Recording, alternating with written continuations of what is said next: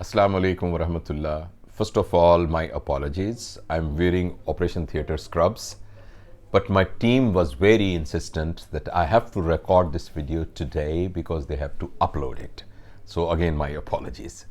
And the topic which I'm talking is stress. Now, before I talk about stress, let me request you to change your concept about the stress. Because I think the previous concept is that something which is disturbing me, something which is more than my abilities to handle that, something which is going to crush me. Please change that concept from stress to challenge. Anything which is happening to you, may it be an assignment, may it be someone saying something, maybe it is lack of time to accomplish the multiple projects in a short period of time, maybe it's something physical, maybe something related to relations, maybe something related to pressure from your higher authorities, maybe it's a pressure because your juniors are not working properly and they are not up to mark. Whatever is there, if you call it stress, that means they are going to break it. That means they are going to break you.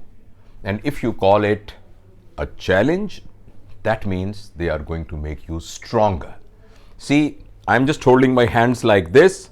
If you put a 15 kilogram weight, this table on my hands, and if suddenly that weight is put on my hands, they will just move down, and it is quite possible that I will tear one of my tendons.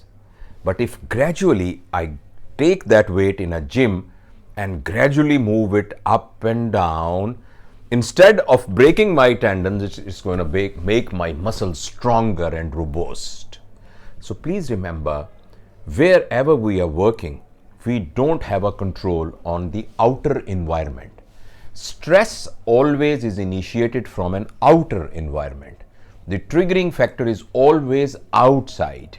Now, this triggering factor when comes inside, now whether this is going to affect us badly or whether it is going to ignite all our energies to make best out of it, it is not based on the magnitude, quality and quantity of the external targeting force.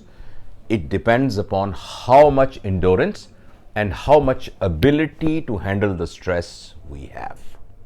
So, the bottom line is, we most likely by an acute method cannot change our outer environment. Though with the long-term planning, we can actually influence the outer environment, but if something happens suddenly, we actually don't have any control on the outside environment. But however, whenever something happens to us, a person who can understand it and does not take it emotionally, rather uses his intellectual abilities to analyze the situation, and then, instead of taking it as a problem, starts thinking on solving the problem. That is, he comes into a mode of problem solving situation, then he is in a good position to handle that. So one take home message: whenever there is something which is disturbing you, please take a rest, lean back, take a deep breath, try to analyze the situation and see where you are now and how to solve this problem. Number one. The second key point for handling a stress is communication. Talk it out. All the people who are stakeholders, instead of just feeling it in your heart and then having an emotional burning inside, just talk to them. Just ask from them, what do they mean? Just with an intention to understand, not with an intention to teach them something or advise them something, but to understand their position. So when we talk it out, we understand others' position, may it be your senior, may it be your junior. For example, if your juniors are not up to mark and they are causing stress to you because you cannot meet the deadline because of the inefficiency of the juniors, then best thing will be to just call a meeting and talk to them and try to find out their real problems. Try to find out the hiccups which are responsible for their attitude which is not desirable. If, for example, it is your senior, again, in a polite way, with this, using the skills of an efficient communication skills, you can just talk to them in a polite way, in such a way that they don't feel offended, but you make your point through to them. So communication. Number 3, so first of all was no emotional reaction, just understanding it. Number 2 was talking it out, that is communication skills. And number 3 is prioritizing your time and also your schedule. Whenever someone is in stress, most of the time it is the time versus the output.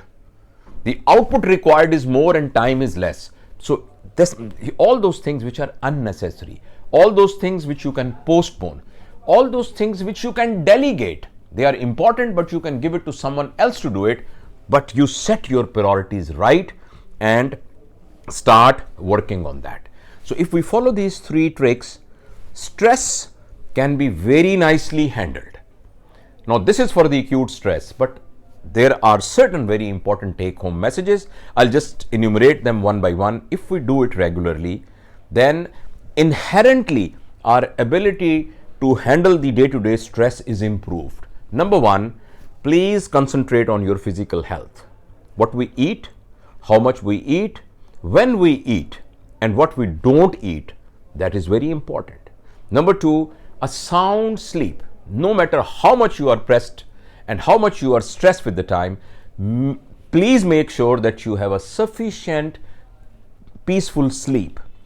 Number 3, daily exercise, especially exercises like yoga and meditation or any other physical exercise.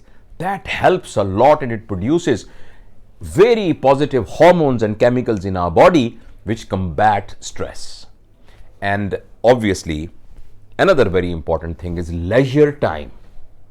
We must, all of us who are working in a very busy circumstances, please, there is one thing we must learn, and that learning is how not to do anything. Because there is a pressure of learning how to do the things, but we must also learn how not to do anything, at least for some period of our day. And on daily basis, there should be some timeouts and where we have got a leisure time. And lastly, or second last, if you allow me, 2 points left. One is, please remember that it is not the things which makes you strong. It is not the things which gives you energy to handle the tough situations. It is the relations which help you. So please save your relations. Invest in your relations, your spouse, your children, your junior colleagues, your senior colleagues, your neighbors. If we invest on the relations, then these relations generate that energy which makes us strong. And lastly, I am of a firm belief that faith helps you a lot. If someone is going to be bankrupt, if he has got a faith, he will rise again. Faith actually gives us the strength to handle the atrocities, and also it teaches us how to behave when there is good time. So these are certain points. I hope when we practice it, we are not going to have an environment where there is no target, outside factors, but at least we can make our inside so strong that these initiating factors are not going to disturb us. So good luck and thank you.